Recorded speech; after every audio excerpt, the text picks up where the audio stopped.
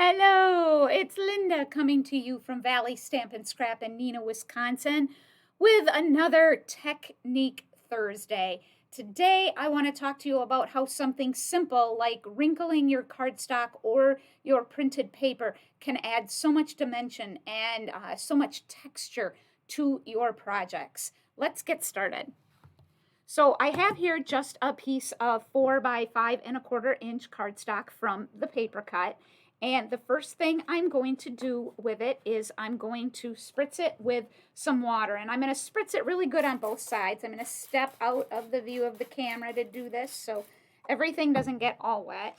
And I'm going to rub it between my hands. And what it's doing when I'm rubbing it between my hands like this is it's breaking down the fiber inside of the paper.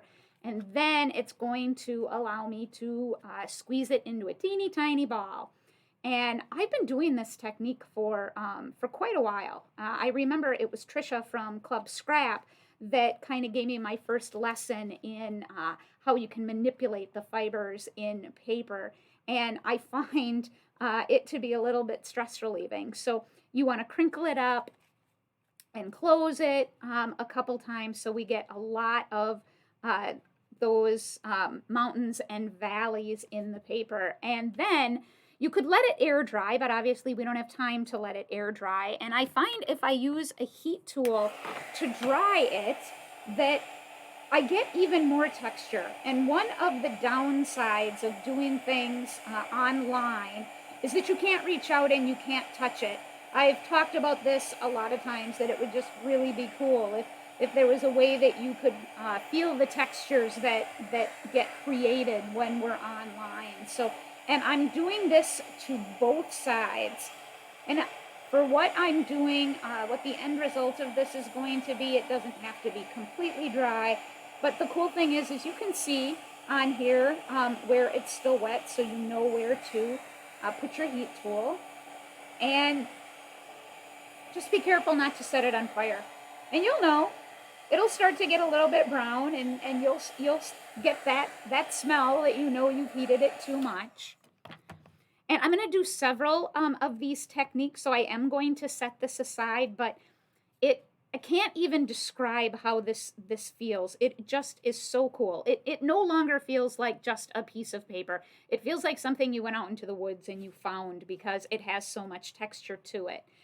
Let's do this a couple more times with a couple different color papers. I want to do it with some green cardstock also, so I'm going to repeat the technique. I'm spraying really well the front and the back of the paper, and crinkle it up as tight as you can get it. When you're opening it back up, when you do this technique, you want to be gentle. Again, remember I said you're breaking down the fibers in the paper, so it's a little more delicate, for lack of a better word. It doesn't really look delicate, and I think it looks tougher each time we do this. Does that make sense? I do. I think it looks tougher each time we do it. So I opened it up and crinkled it a few times. This is like you'll hear me say about mixed media. It's never going to look the same 2 times in a row, because it depends on how much water you put in it, how tight the ball is that you crinkle it into, how many times that you open it back up again. And that's the beauty of it, because if, say you were going to use this in making a bunch of cards, each one of them is going to look just a little bit different. And really, that is the thing that I love the most about doing these things, is each one is quite unique.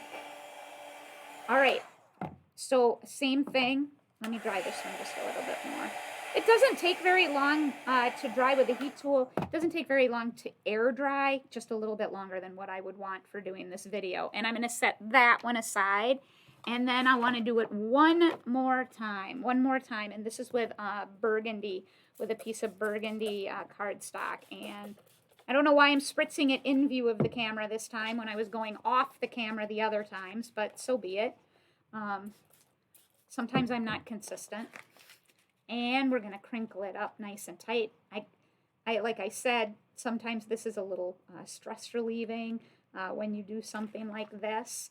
as many times as you want to do it, and then open it back up again. I think I'm going to do it one more time just for fun. And I am going to dry the water off of the table here from me deciding to spritz it on camera this time. Oh, you just never know what I'm going to do. And we're going to do the same thing again. The cool thing with as the burgundy dries is the color gets lighter. And I think that part is kind of, you know what, you got to have a little bit of entertainment as you're sometimes when you're doing these techniques while you're heating them or drying them or embossing them, running them through a laminator. Got to have something to keep yourself entertained while that's going on. We'll flip it over and we'll do the other side on this. Again, it doesn't have to be perfect. And get it as dry as you can. If you have time, just keep going over it until you feel like it's as dry as you want it. All right, and again, it just now has taken on, it looks different, and it feels sturdier, despite the fact that while it's wet, it is a little more delicate, but now it just feels sturdier to me. All right, we're going to set that one aside, and we're going to come back to that very first one. So it has had a chance to dry a little bit more. It's not completely dry, but that's all right.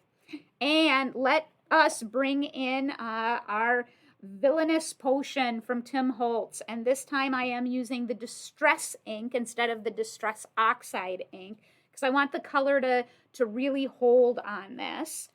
And I'm just going to go direct to paper with it. And something as simple as this, the more times you go over it, the darker it's going to get. Look how just a piece of orange cardstock. Look at the effect that you have now. It looks kind of like a planet with craters to me. That's really what this looks like. So just simple, the crinkling of it, and then adding some of that Villainous Potion color to the top of it with the Distress. All right, let's set that one aside.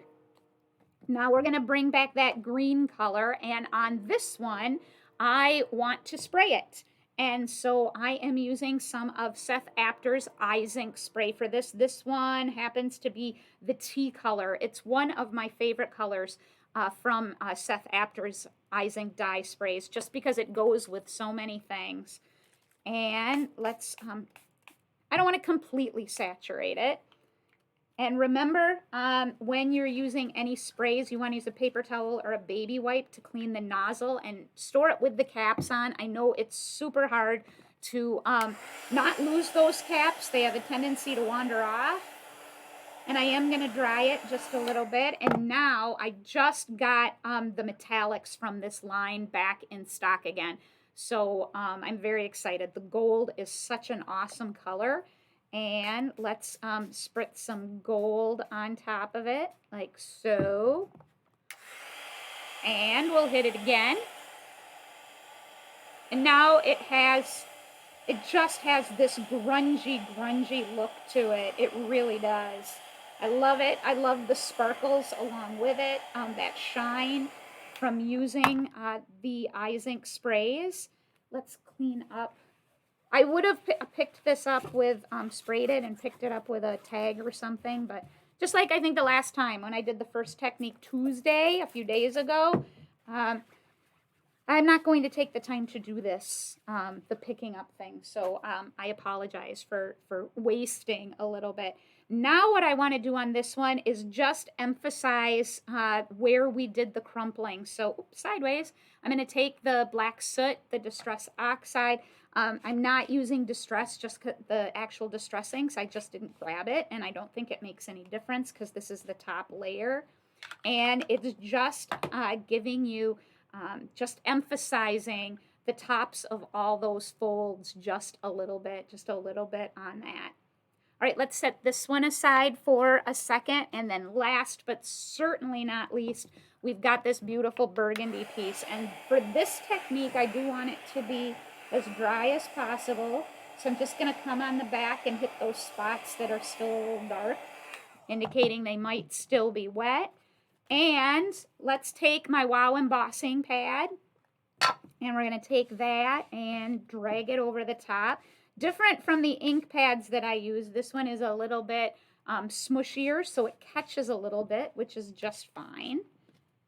So now I've got that embossing pad covering the front. I did not clean off the nozzle on the last one of the gold, and I just did that, and I'm putting the top on so that I am being a good crafter and cleaning up after myself. And I have a piece of scratch paper here that I'm going to put down, and I have Wow's Metallic Gold Rush, and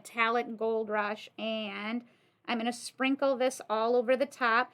It was not necessary to use one of the embossing buddies, the static buddies, because for what we're doing, I don't care if it sticks in some spots that I might not have put it embossing ink on. Does that make sense?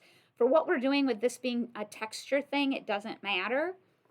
And then I'm going to put the leftovers back into the jar.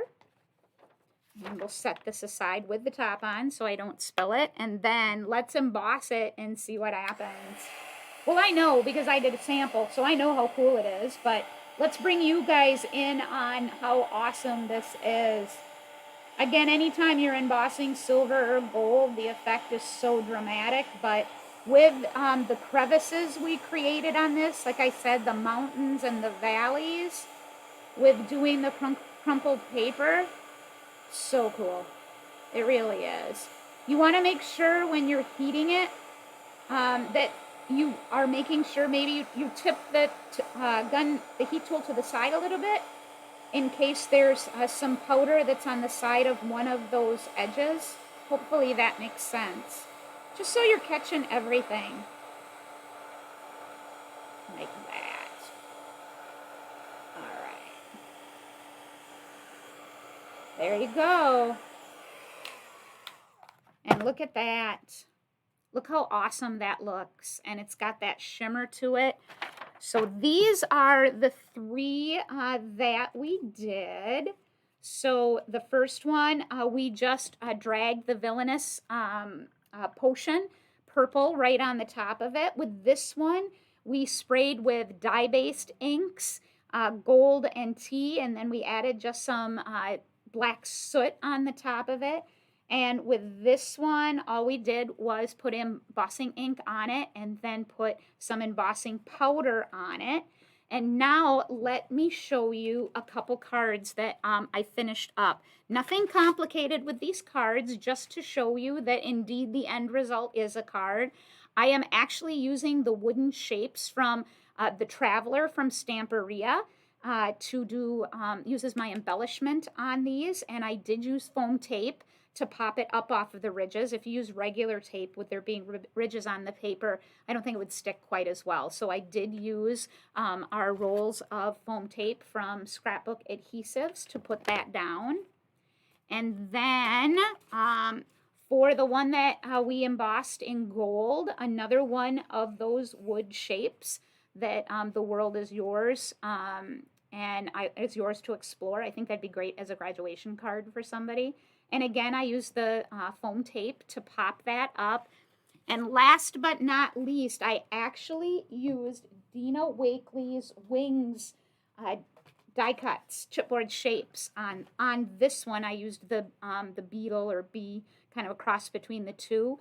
And with this one, I spritzed it with the tea, just so you know what my process was, and dried it with the heat tool. And again, this is a case because what I'm going to do is I'm going to emboss it. It doesn't have to be super dry because I don't care if that embossing ink sticks where I don't need it. It's just going to look, it'll still look really, really cool. We'll get that dry. And for this one, I just want to tap the embossing powder on, or the embossing ink on it. So I don't want complete coverage over the top of it so that tea shows through just a little bit like that. And let's dump that off and move this to the side. And then let's just take a second and heat this one. The cool thing, once that heat tool is already hot, it covers so nice. It gets that melted in a heartbeat. And there we go. So you've got a little bit of the dark in the background showing through. And that's how I did this one. And then just put another one of those wooden shapes from the Traveler's Collection on the top. So there you have it, just crinkling up your cardstock. It can just give you some really, sorry about that, really awesome finished product in that background. I appreciate you joining me today. We'll get together again next Tuesday and do another technique day. Everybody have a great day. Bye-bye now.